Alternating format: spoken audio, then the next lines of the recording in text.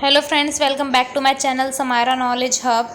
तो मैं आज आपके लिए यूनिट नंबर 2 का सेकंड पार्ट लेके आई हूँ। मैंने यूनिट नंबर 1 जो है वो ऑलरेडी प्लेलिस्ट में अपने चैनल पे अपलोड कर चुकी है। अगर आपने वो नहीं देखी है तो आप जाके ज़रूर देखिएगा, तभी आपको आगे के कॉन्सेप्ट जो है वो क्लियर हो पाएंगे। तो चलिए मैं आज आपकी वीडियो जो है स्टार्ट करती हूँ। तो हमारा टॉपिक है first, whistle blowing. Concept and definition of whistle blowing. Definitions क्या है? Whistleblowing is the act of reporting unethical, illegal, or fraudulent activities within an organization by an employee, stakeholder, or third party. It helps uncover misconduct and promotes ethical business practices. तो whistle blowing जो है वो एक act होता है या report करना होता है जो भी अनएथिकल या इलीगल और फ्रॉडलेंट एक्टिविटीज़ जो होते हैं वो ऑर्गेनाइजेशंस में किया जा रहा होता है, कोई भी एम्प्लॉय या स्टेक होल्डर या कोई थर्ड पार्टीज भी करती है, तो उसके रिगार्डिंग हम रिपोर्ट करते हैं, एक्ट लेते हैं। ये क्या हेल्प करता है कि अनकवर और मिसकंडक्ट जो एक्टिविटीज़ हैं उनको जो है कहते हैं क्या करता है, मिनिमाइज करता है और प्रमोट करता है एथिकल बिजनेस प्रैक्टिसेस को। तो अब इसमें कॉन्सेप्ट्स क्या क्या हैं वो हम जानते हैं। फर्स्ट कॉन्सेप्ट है internal whistle blowing, reporting wrongdoing within the organisation, example to HR compliance officer. Internal whistle blowing क्या होता है? रिपोर्ट करना अगर कोई भी रॉन्ग एक्टिविटीज़ हो रही है in the organisation regarding to HR के रिगार्डिंग या फिर कंप्लायंस या ऑफिसर्स के रिगार्डिंग। एक्सटर्नल विसल ब्लोइंग क्या होती है? Reporting misconduct to regulatory authorities, media और लॉ इन्फोर्समेंट। यानी कि ऐसी रिपोर्ट करना कि कोई भी एक्टिविटीज़ जो रेगुलेटरी मिसकंडक्ट इन्फॉर्मेशंस है वो मीडिया के थ्रू किया जा रहा है या फिर लॉ के इन्फोर्समेंट के थ्रू। ठीक है। प्रोटेक्टेड डिस्क्लोजर्स का ensuring whistle blowers are safeguard from retaliation. यानी कि जो भी विसल ब्लोअर है, जिसने भी ये इन्फॉर्मेशन जो है, जो भी एक्टिविटीज़ मिसकंडक्ट हो रही थी उसके बारे में इन्फॉर्म किया है, उसको प्रोटेक्ट करना, उसको डिस्क्लोज़ ना करना। ठीक है, उस पर्सन को डिस्क्लोज़ ना करना, उसको सेफ गार्ड जो प्रोवाइड करना। तो ये सभी कॉन्सेप्ट्स है हमारे विसल ब्लोइंग में। अब इम्पोर्टेंस क्या है विसल ब्लोइंग का? तो फर्स्ट हमारी इम्पोर्टेंस है boosting fairness, encourage transparency, accountability and ethical corporate governance.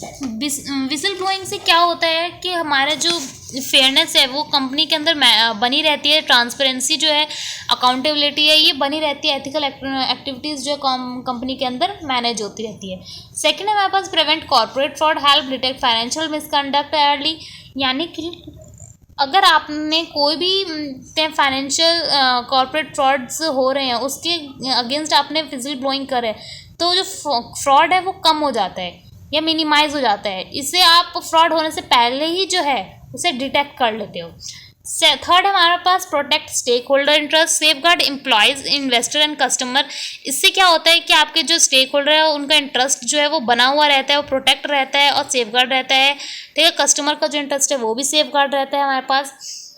Fourth point है strengthen corporate governance, encourage ethical business practices. इससे क्या होता है कि जो एथिकल बिजनेस प्रैक्टिसेस है वो बना हुआ रहता है in a company. Next topic है हमारे पास प्रोटेक्शन फॉर विसल ब्लोअर। अब जो विसल ब्लोअर है उसको क्या प्रोटेक्शन, उसके लिए legal protection for whistle blower. जो लीगल प्रोटेक्शन है वो दिया जाता है विसल ब्लोअर को, whistle blower protection act USA, India, UK etcetera. जो विसल ब्लोअर प्रोटेक्शन एक्ट है वो USA में भी है और इंडिया के में और यूनाइटेड किंगडम में भी है। Prevent retaliation against whistle blower, anonymous reporting system, ensure confidentiality and protection. यानी कि कोई भी ऐसी रिपोर्ट जो है उनके अगेंस्ट यानी कि विसल ब्लोअर्स के अगेंस्ट नहीं बनाई जाएगी। ठीक है, उन सबको कॉन्फिडेंशियल रखा जाएगा। थर्ड है हमारे पास corporate policies, companies provide legal and job security for whistleblowers. यानी कि जो विसल ब्लोअर है उसकी जॉब के अगेंस्ट भी कोई नहीं रहेगा। ठीक है, जॉब सिक्योरिटी भी मिलेगी जो है विसल ब्लोअर्स को। ठीक है, और प्रोवाइड लीगल अथॉरिटी, यानी उन्हें लीगल जो है सपोर्ट वो भी प्रोवाइड किया जाएगा। अब क्या क्या रिस्क जो है वो फेस किया जाता है विसल ब्लोअर को? रिटेलिएशंस from employers, job loss, harassment. यानी कि जो एम्प्लॉयर्स के ज़रिए उन्हें काफ़ी जो है नुकसान पहुंचा जाता है, या तो उन्हें जॉब लॉस हो जाते हैं या उनके साथ कोई हरासमेंट होती है। ठीक है। सेकंड है हमारे पास लीगल एक्शन या लॉ सूट्स, या फिर विसल ब्लोअर के अगेंस्ट जो है वहाँ के जो एम्प्लॉयर्स हैं या फिर कंपनी डायरेक्टर्स हैं तो वो क्या होते हैं, इनके खिलाफ अगेंस्ट लीगल एक्शंस भी लेते हैं। ठीक है। थर्ड है आपका सोशल एंड प्रोफेशनल आइसोलेशन, यानी उनके ऊपर जो उनके प्रोफेशनल है उसके ऊपर भी और सोशल इम्पैक्ट जो है विसल ब्लोअर के ऊपर दिया जाता है। इफेक्टिव विसल ब्लोइंग मैकेनिज्म, अब क्या इफेक्टिव विसल ब्लोइंग मैकेनिज्म है? Components of an effective system, anonymous reporting channels, hotlines, emails and third party platform. यानी कि जो इफेक्टिव सिस्टम कैसे कि आप कोई रिपोर्टिंग चैनल्स बना सकते हो जहाँ से हॉटलाइंस या ईमेल्स के ज़रिए, थर्ड पार्टी प्लेटफॉर्म्स के ज़रिए, क्लियर इंटरनल पॉलिसीज़, जो इंटरनल पॉलिसीज़ है वो क्लियर रखें। Employ should know how and where to report issues, यानी कि हमें जो एम्प्लॉयज़ है किसी को भी जो भी विसल ब्लोअर है उसको ये पता होना चाहिए कि किस तरह रिपोर्ट करी जानी चाहिए इन केस ऑफ मिसकंडक्ट और अनएथिकल एक्टिविटीज़ के रिगार्डिंग, ठीक है। Legal and job protection, companies must prevent रिटेलिएशंस against whistle blower, यानी जो कंपनीज है उनको विसल ब्लोअर्स के अगेंस्ट प्रोटेक्शंस जो है देनी चाहिए, जॉब प्रोटेक्शंस जो है देनी चाहिए। लीगल एक्टिविटीज़ उनके खिलाफ नहीं की जानी चाहिए, ठीक है। Example of successful whistle blowing cases, जैसे कि सक्सेसफुल विसल ब्लोइंग केसेस है, फर्स्ट है एनरॉन स्कैंडल, यूएसए में जो हुआ था, financial fraud exposed by internal whistle blower, ठीक है। ये एक स्कैंडल है, आप इसे ज़रूर रीड आउट कीजिएगा, ठीक है। यूएसए का केस है जिसमें कहते हैं इंटरनल विसल ब्लोअर था इंक्लूड, जो कंपनीज के अंदर से विसल ब्लोअर था, उन्हें फाइनेंशियल फ्रॉड को एक्सपोज किया था, ठीक है। तो आप मुझे ज़रूर बताइएगा कि इस केस के अंदर क्या था। सेकंड है हमारा इंडिया का केस सत्यम स्कैम का, ठीक है। ये तो आप सभी को पता होगा, अगर आपको नहीं पता तो मैं इसके ऊपर भी आपके एक स्पेसिफिक वीडियो बना के डालूंगी, और जब तक अगर आप चाहे तो गूगल भी कर सकते हैं इस स्कैम्स को जानने के लिए। और काफ़ी इंपॉर्टेंट है अगर आप एग्ज़ाम पॉइंट ऑफ व्यू से पढ़ रहे हो, क्योंकि ये एग्जाम्पल आ सकता है कि विसल ब्लोइंग के केसेस कौन कौन से थे। तो सत्यम स्कैम में क्या था कि अकाउंटिंग फ्रॉड हुआ था, रिवील्ड किया गया था थ्रू विसल ब्लोइंग के जरिए, ठीक है। नेक्स्ट टॉपिक है हमारा shareholder activism, definition and forms of activism. अब क्या है डेफिनेशन देखते हैं। Shareholder activism refers to action taken by shareholder to influence a company decision, policies and governance. Activist push for changes that can improve financial performance, transparency and ethical business practices। तो shareholder activism एक action है जो share holder लेते हैं, influence करते हैं company के decisions को, पॉलिसीज़ को और गवर्नेंस को, ठीक है। ये क्या करते हैं, एक्टिविस्ट करते हैं, चेंजेस करते हैं, इम्प्रूव करते हैं क्या, फाइनेंशियल परफॉर्मेंस को, ट्रांसपेरेंसी को और एथिकल बिजनेस प्रैक्टिसेस को, ठीक है। तो ये किसके ज़रिए लिया जाता है, शेयर होल्डर्स के ज़रिए, ठीक है। ये एक्शन कौन लेते हैं, शेयर होल्डर, ये बात ध्यान रखिएगा।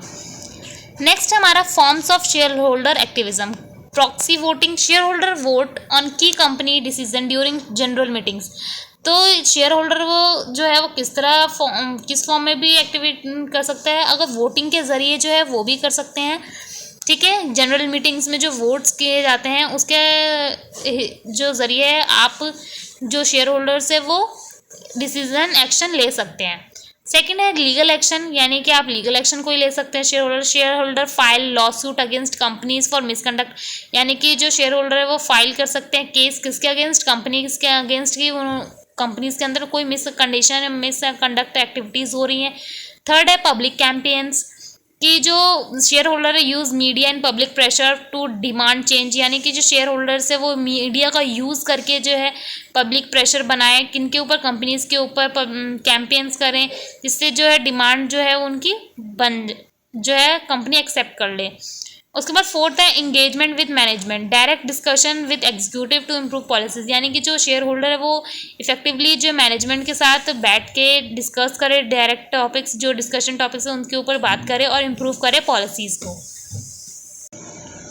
रोल ऑफ इंस्टीट्यूशनल इन्वेस्टर, अब इंस्टीट्यूशनल इन्वेस्टर का क्या रोल है। Institutional investor are organisation that invest large amount of money in companies such as mutual funds, pension funds and insurance company. They hold significant shares and have the power of influence corporate decisions. जो institutional investors होते हैं वो organisations में काफ़ी high large amount में जो है money जो है कितने इन्वेस्ट करते हैं, चाहे वो म्यूचुअल फंड्स के ज़रिए, पेंशन फंड्स या इंश्योरेंस कंपनी के ज़रिए। ये क्या करते हैं, ये इंस्टीट्यूशनल इन्वेस्टर ऑर्गेनाइजेशन ही होती है, ठीक है, जो काफ़ी लार्ज अमाउंट में कंपनीज़ में पैसे इन्वेस्ट करते हैं। ये ज़्यादा कहते हैं पावर होल्ड करते हैं, कंपनी के शेयर्स जो है वो ज़्यादा होल्ड करते हैं, जो कॉर्पोरेट डिसीजन को इन्फ्लुएंस करते हैं, ठीक है। क्योंकि कंपनी में ज़्यादा शेयर्स इनका रहेगा तो ऑब्वियस सी बात है कॉर्पोरेट डिसीजंस में इन्हीं जो डिसीजन है इन्हीं के ज़रिए इन्फ्लुएंस होगा। How constitutional institutional investor support activism. अब इंस्टीट्यूशनल इन्वेस्टर कैसे सपोर्ट करते हैं एक्टिविज्म में, हम ये जानते हैं। फर्स्ट है promote transparency, demand better financial reporting and accountability. ये क्या करते हैं, ट्रांसपेरेंसी जो है वो प्रमोट बनाए रखते हैं, डिमांड करते हैं फाइनेंशियल रिपोर्ट के लिए और अकाउंटेबिलिटी के लिए। Push for ESG environment, ESG का मतलब है environmental social and governance initiative. ये जो इंस्टीट्यूशनल इन्वेस्टर्स होते हैं ये इन चीज़ों के लिए, इनिशिएटिव्स के लिए पुश करते हैं कंपनी को, encourage ethical and sustainable practices के ऊपर। Advocate for better management, influence leadership and decision making. ये बेटर मैनेजमेंट के लिए इन्फ्लुएंस करते लीडरशिप्स के जरिए भी, ठीक है, और डिसीजन मेकिंग में भी। Vote on companies policy, use their voting rights to change corporate strategies. ये अपने वोटिंग राइट्स का कहते हैं हेल्प के ज़रिए कॉर्पोरेट स्ट्रेटजीज़ को चेंज करते हैं, ठीक है। Impact on corporate governance. अब कॉर्पोरेट गवर्नेंस के ऊपर क्या इम्पैक्ट पड़ता है, तो पॉजिटिव इम्पैक्ट क्या पड़ता है, stronger accountability, encourage ethical decision making. इससे क्या होता है कि कंपनीज जो है वो इनकरेज करती है स्ट्रॉन्ग एथिकल डिसीजन मेकिंग पर, ठीक है। सेकंड है हमारे पास better financial performance, shareholder demand, profit maximization strategies. जो इससे क्या होता है, जो शेयर होल्डर होते हैं जो डिमांड करते हैं प्रॉफिट मैक्सिमाइजेशन का, उस पर काफ़ी अच्छा इम्पैक्ट पड़ता है, जिससे फाइनेंशियल परफॉर्मेंस जो है वो अच्छी होती है। थर्ड है हमारा increase transparency, push companies to disclose more information. इससे क्या होता है पॉजिटिव इम्पैक्ट की जो कंपनीज होती है उनको डिस्क्लोज करना होता है ज़्यादा से ज़्यादा इन्फॉर्मेशन, जिससे ट्रांसपेरेंसी जो होती है वो इंक्रीज होती है। Challenges of share holder activism. अब चैलेंजेस क्या है शेयर होल्डर एक्टिविज्म के, फर्स्ट है conflict with management, can lead to power struggles. इससे क्या होता है जो शेयर होल्डर का जो है वो कई बार ऐसा होता है कि मैनेजमेंट के साथ उनका कॉन्फ्लिक्ट हो जाता है, ठीक है, उन्हें अपने काफ़ी ज़्यादा स्ट्रगल्स करना पड़ जाता है। सेकेंड है short term focus, some activist push for quick profit instead of long term growth. कई बार होता है कि शॉर्ट टर्म फोकस हो जाता है, ठीक है, वो फिर इसके ज़रिए लॉन्ग टर्म ग्रोथ के ऊपर ज़्यादा ध्यान नहीं दे पाते हैं। थर्ड है legal and regulatory barriers, activist must follow complex corporate laws. इससे क्या होता है उन्हें कई बार कुछ रेगुलेटरी बैरियर्स जो है उनके ऊपर काफ़ी ज़्यादा कॉम्प्लेक्स लॉज की वजह से उन्हें काफ़ी ज़्यादा प्रॉब्लम्स फेस करनी पड़ती है। अब role of institutional investor, institutional investor का क्या रोल है, तो जैसे हमने अभी इंस्टीट्यूशनल इन्वेस्टर की डेफिनेशन जानी थी, मैं एक बार और आपको बता देती हूँ कि इंस्टीट्यूशनल इन्वेस्टर क्या होते हैं और उनके टाइप्स क्या आते हैं, ठीक है। तो जैसे मैंने पहले भी बताया था आपको, इंस्टीट्यूशनल इन्वेस्टर जो होते हैं वो लार्ज फाइनेंशियल ऑर्गेनाइजेशन होते हैं जो कंपनीज में इन्वेस्ट करते हैं अपने फंड्स को लार्ज अमाउंट में, जिससे कॉर्पोरेट डिसीजन और पॉलिसीज़ के ऊपर इन्फ्लुएंस होता है, क्योंकि ये they manage funds on behalf of individual और ग्रुप्स, ठीक है। हमारे पास कौन कौन से इंस्टीट्यूशनल इन्वेस्टर्स होते हैं, फर्स्ट है हमारा म्यूचुअल फंड्स, ठीक है। म्यूचुअल फंड्स क्या होता है, invest fund that pool money from many investor. ये क्या करते हैं कि हर स्मॉल इन्वेस्टर से जो है मनी को पूल करते हैं और then invest in the stock in the debt equity funds, okay. Second है pension funds, retirement fund debt invest businesses for long term growth. ये क्या होता है पेंशन फंड्स, जो रिटायरमेंट फंड्स भी कहते हैं कि जो इन्वेस्ट करते हैं लॉन्ग टर्म ग्रोथ के लिए, क्योंकि लॉन्ग टर्म के ज़रिए ही मतलब बिजनेस में इन्वेस्ट पर्पस के लिए इन्वेस्ट किया जाता है। थर्ड है हमारे पास insurance company, invest premium collected from policy holder. Insurance companies क्या करती हैं, वो सभी पॉलिसी होल्डर से प्रीमियम्स को जो है वो कलेक्ट करती है और कहाँ इन्वेस्ट करती है, कंपनीज में, ठीक है। तो ये होता है इंश्योरेंस कंपनीज जो है वो भी एक पार्ट है इंस्टीट्यूशनल इन्वेस्टर का। फोर्थ है hedge funds, private investment firms that actively manage large portfolio. जो प्राइवेट इन्वेस्टमेंट फर्म्स होती है वो भी कहते हैं अपने पोर्टफोलियो मैनेज करती है, जिससे हेज फंड्स है, ठीक है। अब हमारा नेक्स्ट टॉपिक है institutional investor influence on corporate. अब किस तरह जो है इंस्टीट्यूशनल इन्वेस्टर जो है वो इन्फ्लुएंस करता है कॉर्पोरेट को। तो देखते हैं कैसे इंस्टीट्यूशनल इन्वेस्टर जो है इम्पैक्ट करता है गवर्नेंस को। फर्स्ट है voting power, institutional investor vote on company decision board election. जो इंस्टीट्यूशनल इन्वेस्टर होते हैं उनके पास वोटिंग पावर रहती है, जिससे वो कितने डिसीजन और इलेक्शंस में जो है उनका इम्पैक्ट पड़ता है। सेकंड है इनकरेजिंग ESG प्रैक्टिसेस। जैसे हमने बताया था कि इकोनॉमिक सोशल गवर्नेंस प्रैक्टिसेस को वो इंकरेज करते हैं, promote sustainability and ethical business operations, ठीक है। थर्ड है demanding transparency, require companies to disclose financial and operational information. ये क्या करते हैं इंस्टीट्यूशनल इन्वेस्टर्स की कंपनीज के ऊपर कहते हैं प्रेशर बनाते हैं कि वो फाइनेंशियल और ऑपरेशनल इन्फॉर्मेशन जो है वो डिस्क्लोज करे, जिससे क्या होता है ट्रांसपेरेंसी इंक्रीज होती है। Monitoring executive compensation, ensure fair पे स्ट्रक्चर फॉर टॉप मैनेजमेंट। ये मॉनिटर्स भी करते हैं कंपनसेशन के रिगार्डिंग कि टॉप मैनेजमेंट किस तरह स्ट्रक्चर्स बनाते हैं for a compensation requirement. Next हमारा challenges faced by institutional investor. अब इंस्टीट्यूशनल इन्वेस्टर्स को क्या क्या चैलेंजेस फेस करना पड़ता है। फर्स्ट है हमारा conflict of interest. Some investor may have ties to company management. कई बार होता है कि कुछ इन्वेस्टर जो होते हैं वो कंपनी से टाई अप कर लेते हैं मैनेजमेंट से, जिससे इंटरेस्ट जो होता है वो कॉन्फ्लिक्ट हो जाता है। सेकंड है short term versus long term goal. Pressure to show quick return may affect long term stability. कई बार होता है कि जल्दी रिटर्न लेने के लिए जो है लॉन्ग टर्म के ऊपर इफेक्ट पड़ता है स्टेबिलिटी पे, तो शॉर्ट टर्म और लॉन्ग टर्म गोल्स भी इम्पैक्ट करता है। थर्ड है regulatory restriction. Laws limit how much influence investor can have. कई बार होता है कि लॉस के रिगार्डिंग भी रिस्ट्रिक्शंस के अकॉर्डिंग जो है इंस्टीट्यूशनल इन्वेस्टर्स को कहते हैं काफ़ी परेशानी लेनी पड़ती है। तो चलते हैं हम अपने नेक्स्ट टॉपिक पे जो है क्लास एक्शन सूट। अब इसके डेफिनेशन और पर्पस देखते हैं। पहले हम इसका डेफिनेशन देखते हैं। A class action suit is a legal case filed by a group of share holder और stake holder who have suffered similar losses due to a company misconduct, fraud और मिसमैनेजमेंट। तो क्लास एक्शन सूट क्या होता है, एक legal case fill किया जाता है किसके ज़रिए, ग्रुप ऑफ शेयर होल्डर। ये ध्यान रखना है यहाँ पे ग्रुप ऑफ शेयर होल्डर है, इंडिविजुअल शेयर होल्डर या स्टेक होल्डर नहीं है, ठीक है। तो तभी यहाँ पे क्लास एक्शन बोला गया है।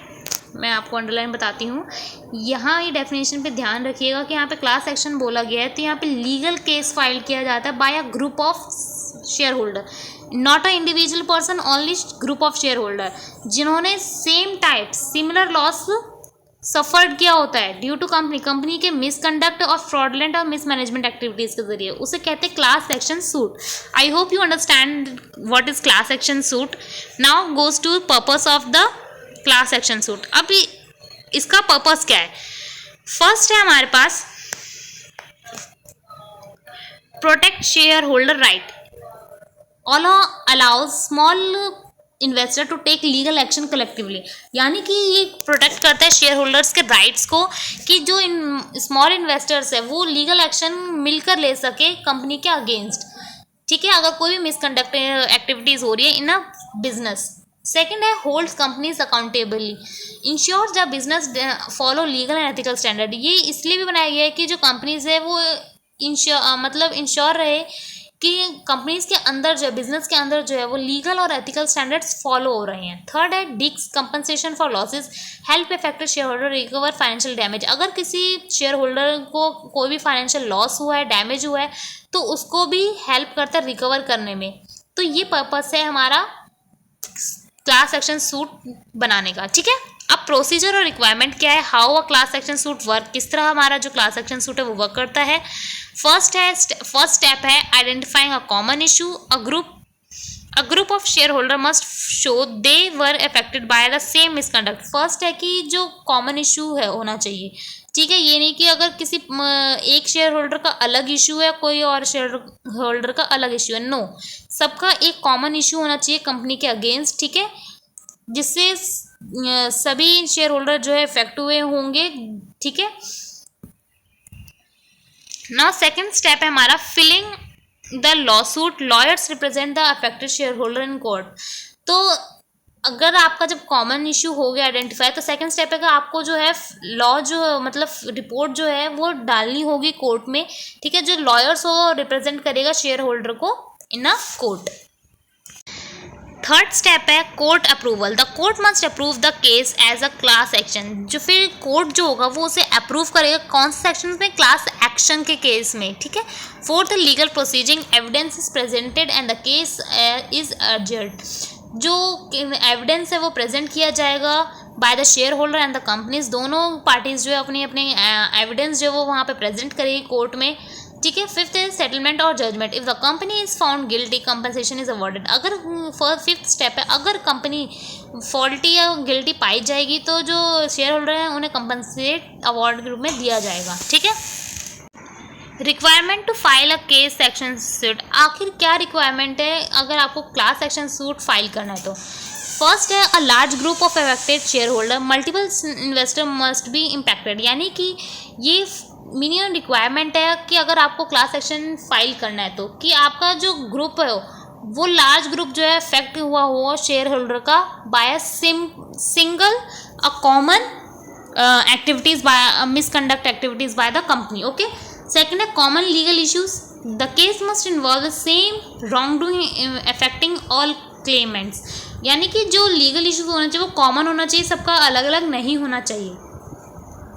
थर्ड है legal representation, a lawyer must represent the group in court, तो एक लीगल रिप्रेजेंटेशन भी होना चाहिए, यानी एक लॉयर भी होना चाहिए जो ग्रुप को प्रेजेंट करे in the court. Next topic है हमारा इम्पैक्ट ऑन कॉर्पोरेट गवर्नेंस, इस पे अब कॉर्पोरेट गवर्नेंस के ऊपर क्या इम्पैक्ट पड़ता है क्लास एक्शन सूट से, ठीक है। पॉजिटिव इम्पैक्ट क्या पड़ता है, इनकरेज ट्रांसपेरेंसी, ठीक है। Companies become more cautions about misleading investor, इससे क्या होता है अगर कॉर्पोरेट जो है उसमें ये रहेगा कि ट्रांसपेरेंसी बनी रहेगी, कोई भी मिसलीडिंग इन्वेस्टर्स जो है इंफॉर्मेशंस जो है वो नहीं शेयर हो पाएंगी, मतलब कोई भी अनएथिकल प्रैक्टिसेस जो है वो कंपनी के जरिए नहीं किया जा सकेगा। सेकंड है improve accountability, prevent unethical business practices, इससे क्या होगा कोई भी अनएथिकल जो प्रैक्टिसेस है वो बिजनेस में नहीं हो पाएगा, जिससे जो अकाउंटेबिलिटी है जो कंपनी का अकाउंट्स है वो अच्छे से इंप्रूव रहेगा, ठीक है, उसमें कोई भी मिस इन्फॉर्मेशन नहीं हो पाएगी।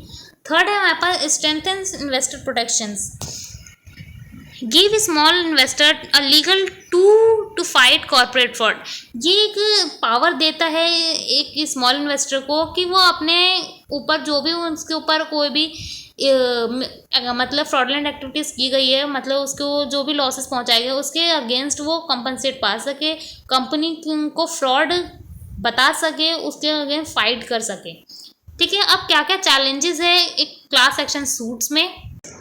फर्स्ट है इसका लेंदी लीगल प्रोसेस, केसेस में टेक ईयर्स टू रिसॉल्व, ये जो काफ़ी लेंदी लीगल प्रोसेस है, कई साल लग जाते हैं इसको रिसॉल्व होने में।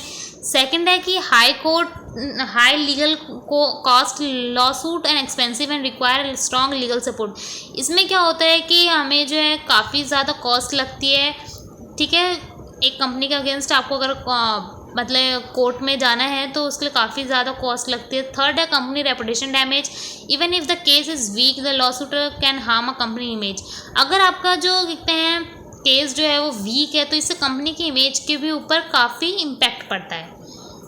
अब नेक्स्ट टॉपिक हमारे पास CSR है एंड कॉर्पोरेट गवर्नेंस। CSR जैसे मैंने बताया था कॉर्पोरेट सोशल रिस्पॉन्सिबिलिटी, तो इसकी डेफिनेशन क्या है, corporate social responsibility is a company commitment to conducting business ethically and contributing positively to society and the environment. CSR जो होता है एक कंपनी की कमिटमेंट होती है कि वो बिजनेस को एथिकली ही रन करेंगे एंड साथ ही कंट्रीब्यूट करेंगे positively to the society and the environment. Area to CSR, अब कहाँ पे CSR जो है यानी कॉर्पोरेट सोशल रिस्पॉन्सिबिलिटी आती है। फर्स्ट है इन्वायरमेंटल रिस्पॉन्सिबिलिटी, फर्स्ट कंपनी जो होती है वो CSR में प्रमोट करते हैं environmental, reducing pollution, managing waste, using sustainable resources, ठीक है, कि वो इन्वायरमेंट को जो है वो प्रोटेक्ट करेंगी, वहाँ जो पॉल्यूशन है उसे वर्क कम करेंगी, जो सस्टेनेबल रिसोर्स है उनको अच्छे से यूटिलाइज करेंगी। सेकंड है हमारे पास सोशल रिस्पॉन्सिबिलिटी, कंपनी जो है सोशल रिस्पॉन्सिबिलिटी में करती है employee welfare, fair wages, community development की एम्प्लॉयज़ का जो है सही से वेलफेयर होगा, ये जो वेजेस है वो सही मिलनी चाहिए, ठीक है, कम्युनिटी डेवलपमेंट भी होगी साथ। थर्ड है हमारा economic responsibility, ethical business practices, fair pricing and responsible investment, ठीक है, कि जो रिस्पॉन्सिबल इन्वेस्टमेंट करेंगी और साथ साथ प्राइसिंग भी जो है वो भी फेयर रहेगा और बिजनेस प्रैक्टिसेस जो है वो एथिकल रहेगी। लास्ट है हमारे पास philanthropy, donations to education, health care and social causes. तो इसमें क्या होता है कि जो डोनेशन दिया जाता है for the purpose of education and health care में भी डोनेशंस दिया जाता है, और सोशल कोई कॉज हुआ होगा उसके ऊपर भी डोनेट दिया जाता है। A link between CSR and corporate governance. आखिर CSR और कॉर्पोरेट गवर्नेंस के बीच में लिंक क्या है? How CSR improve corporate governance. CSR से क्या कॉर्पोरेट गवर्नेंस कैसे जो है इम्प्रूव होती है? फर्स्ट है enhance reputation. Ethical businesses gain public trust and investor confidence. इससे क्या होता है, जो कंपनीज का जो रेपुटेशन है वो इंक्रीज हो जाता है, ठीक है, अच्छा हो जाता है in the I of investor and the public. Because अगर आप अच्छा वर्क करेंगे कंपनीज के रिगार्डिंग, इंफ्रास्ट्रक्चर अच्छा बनाएंगे, तो जो पब्लिक है वो क्या कहते हैं टुवर्ड्स काफ़ी इफेक्ट रहेगी आपके वर्क से। सेकेंड है promote transparency. Companies disclose CSR activity improving accountability. इससे ट्रांसपेरेंसी जो है वो बनी रहेगी। कंपनी अगर डिस्क्लोज करेगी अपने CSR एक्टिविटीज़ तो काफ़ी अच्छा इंपैक्ट पड़ेगा ट्रांसपेरेंसी पे। थर्ड है reduce business risk. Ethical practices help avoid legal penalties and controversies. जो अगर आप एथिकल प्रैक्टिसेस करेंगे तो इससे क्या होगा, लीगल पेनल्टीज आपके पास कम लगेगी नहीं, जिससे क्या हो बिजनेस रिस्क जो है वो आपका कम हो जाएगा। Align business with social good creates a balance between profit making and social responsibility. ये क्या होता है कि आपका सोशल एक्टिविटीज़ के साथ अटैचमेंट रहेगी तो प्रॉफिट मेकिंग बैलेंस बना रहेगा आपका, सोशल रिस्पॉन्सिबिलिटी भी, ठीक है। अब कुछ एग्जाम्पल है CSR के कॉर्पोरेट गवर्नेंस में। जैसे फर्स्ट है in India Tata group engages in education, health care, environmental sustainability. जैसे हमारा इंडिया में टाटा ग्रुप कंपनी जो है वो किस तरह हर सेक्टर्स में अपना CSR देते हैं। जैसे एजुकेशन सेक्टर में भी उनका काफ़ी अच्छा रोल है, हेल्थ केयर में भी, एनवायरमेंटल सस्टेनेबिलिटी में। एंड गूगल का USA के जरिए के invest in renewable energy and data privacy initiatives, ठीक है। तो ये कुछ कंपनीज हैं जैसे टाटा ग्रुप इंडिया में और गूगल जो है USA में। इन दोनों बोथ्स ऑफ कंपनीज ने किस तरह कॉर्पोरेट गवर्नेंस में काफ़ी अच्छा करा है CSR के थ्रू, ठीक है। अब चैलेंजिंग इन इम्प्लीमेंटिंग CSR। अब क्या क्या चैलेंजेस आते हैं? Difficulties companies face in CSR implementation. अगर CSR कंपनीज जो है वो इम्प्लीमेंट करती है तो क्या क्या डिफिकल्टीज आती है? फर्स्ट है high cost. CSR programmes require financial investment which may not yield immediate profits. इससे क्या होता है कि जो कंपनीज है उन्हें काफ़ी ज़्यादा कॉस्ट बियर करनी पड़ जाती है, ठीक है, फाइनेंशियल इन्वेस्टमेंट पे, ठीक है। सेकेंड है difficulty in measuring impact. Evaluating social and environmental contribution is complex.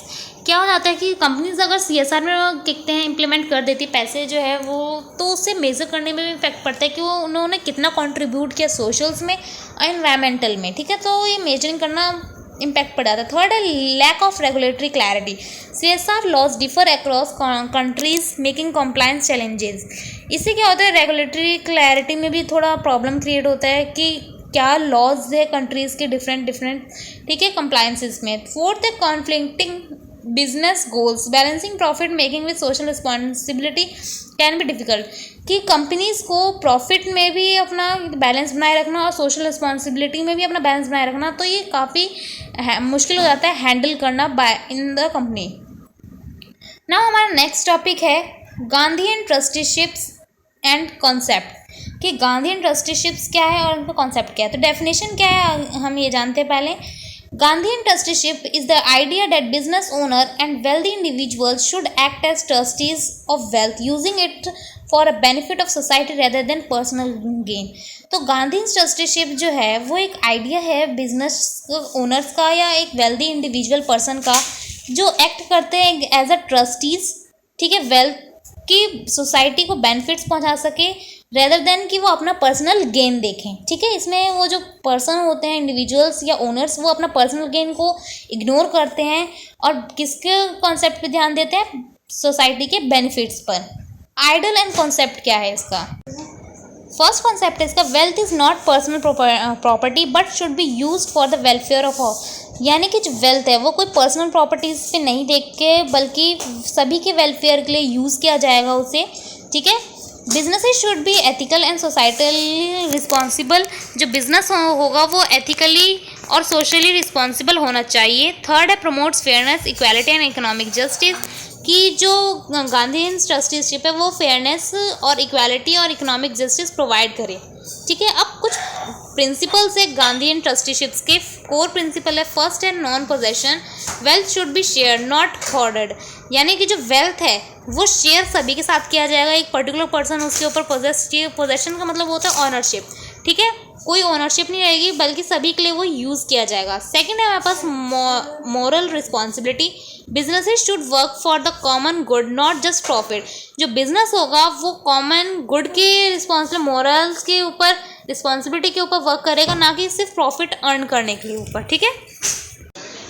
Third है हमारे पास voluntary action, wealthy individual should willingly share resources, जो इंडिविजुअल है वो मतलब अपने रिसोर्सेज जो वो इजीली जो है सभी के साथ शेयर्स करेंगे, नहीं कि कोई एक पर्टिकुलर इंडिविजुअल ओनरशिप रहेगी, ठीक है। No forceful redistribution, government should encourage not force wealth sharing, government जो है वो इनकरेज करती है, किसी ऊपर फोर्स नहीं करती है, वो अपनी वेल्थ को शेयर करें, ठीक है।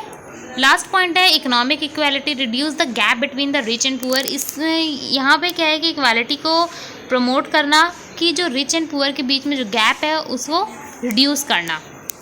नेक्स्ट है एप्लीकेशन इन कॉर्पोरेट गवर्नेंस, कि क्या क्या एप्लीकेशन है कॉर्पोरेट गवर्नेंस की, how it applies to business, ये किस तरह बिजनेस पे अप्लाई होती है। फर्स्ट है ethical business practices, company should follow honesty and fairness in trade, जो बिजनेस है वो एथिकल प्रैक्टिसेस को फॉलो करना चाहिए, ठीक है, कंपनी को ट्रेड में ऑनेस्टी और फेयरनेस में। सेकंड है profit sharing, a portion of profit should go toward social causes, जो कुछ प्रॉफिट का जो पोर्शन है वो सोशल कॉजेज जो हो जाते हैं उसके टुवर्ड्स भी जाना चाहिए, ठीक है। थर्ड है employee welfare, businesses should treat workers fairly and ensure good wages, जो बिजनेस है उसे वर्कर्स को अच्छे से ट्रीट करना चाहिए फेयरली, और उनके वेजेस को भी अच्छे से ट्रीट करना चाहिए, ठीक है। तो ये एम्प्लॉय वेलफेयर का पॉइंट हुआ। Sustainability and CSR, company should focus on environmental and social responsibility, companies को जो है दोनों में फोकस करना चाहिए, चाहे वो एनवायरमेंटल हो और सोशल रिस्पॉन्सिबिलिटीज़ हो। Example of companies following Gandhian trusteeship, कुछ कंपनीज़ के यहाँ पे नाम दिए गए हैं जो फॉलो करते हैं गांधीयन ट्रस्टीशिप। फर्स्ट है Tata group, invest in education health care and community welfare, हमारा फर्स्ट एग्जाम्पल है टाटा ग्रुप का, जो दोनों में education health care and community welfare में कितने इन्वेस्ट करती है। सेकंड है Infosys foundation, fund social initiatives and rural development, जो इन्फोसिस फाउंडेशन है वो भी सोशल इनिशिएटिव्स में फंड्स इन्वेस्ट करती है और साथ साथ रूरल डेवलपमेंट में भी। अब इसके बेनिफिट्स क्या क्या हैं और चैलेंजेस क्या है, पहले हम इसके बेनिफिट्स देखते हैं। Reduce economic inequality, wealth distributed Fairlie, जो वेल्थ है वो डिस्ट्रीब्यूट फेयरली किया जाता है, यहाँ पे इनइक्वालिटी नहीं किया जाता है। Promotes ethical businesses, encourage honesty and responsibility, ये क्या करती है एथिकल बिजनेस को प्रमोट करती है, ऑनेस्टी और रिस्पॉन्सिबिलिटी को। Improve corporate reputation, companies gain trust from society, इससे क्या होता है कॉर्पोरेट का जो रेपुटेशन है वो इंक्रीज होता है, क्योंकि इससे कंपनीज को जो है अच्छा सोसाइटल इम्पैक्ट मिलता है। Support sustainable development, help in long term economic growth, ये क्या करते हैं सपोर्ट करते हैं सस्टेनेबल डेवलपमेंट को, जिससे लॉन्ग टर्म ग्रोथ जो होता है इकोनॉमी की वो बनी रहती है। Now move on to challenges. अब चैलेंजेस क्या क्या है, फर्स्ट है voluntary nature, not legally enforce, so companies may ignore it, ये जो है लीगली इन्फोर्स नहीं है तो कंपनी जो है वो कई बार इसे इग्नोर कर देती है, ठीक है। Profit versus social responsibility conflicts, कई बार कितने business may prioritise profit over social welfare, कई बार होता है जो बिजनेस होती है वो प्रॉफिट को ज़्यादा प्रायोरिटी देती है ओवर सोशल वेलफेयर, ठीक है, कि वो सोशल वेलफेयर को कम वैल्यू देती है और सोचते प्रॉफिट को ज़्यादा प्रायोरिटी देती है। थर्ड है हमारे पास डिफ़िकल्ट टू मेजर इम्पैक्ट, कि जो ये है कि डिफ़िकल्ट होता है मेजर करना कि hard to track how much wealth is share, कि कितना जो है शेयर वो शेयर किया गया है इन CSR and how much retained, okay. Last है हमारा point limited adoption, few companies fully practice trusteeship, कुछ कंपनीज होती है वो फुल्ली लिमिटेड अडॉप्ट करती है, कुछ कंपनीज नहीं करती है, जिससे ट्रस्टीशिप्स को काफ़ी इम्पैक्ट पड़ता है। तो ये वीडियो यूनिट नंबर 2 जो है यहीं पे एंड होती है। आई hope you learn so much topics. तो अगर आपने अभी तक हमारा चैनल जो है सब्सक्राइब नहीं किया तो ज़रूर सब्सक्राइब कीजिएगा समायर नॉलेज हब को। और अगर आपको ये वीडियो अच्छी लगी होगी तो ज़रूर लाइक शेयर कमेंट ज़रूर कीजिएगा। और कोई भी कंटेंट अगर आपको क्लैरिटी नहीं मिली तो आप कमेंट्स बॉक्स में ज़रूर मेंशन कीजिएगा, हम ज़रूर से रिसॉल्व करेंगे आपके लिए। और तब तक के लिए थैंक यू। अब मैं नेक्स्ट वीडियो आपके लिए आऊँगी इसी का यूनिट नंबर 3 के ऊपर। तब तक के लिए bye and thank you for the watching the video.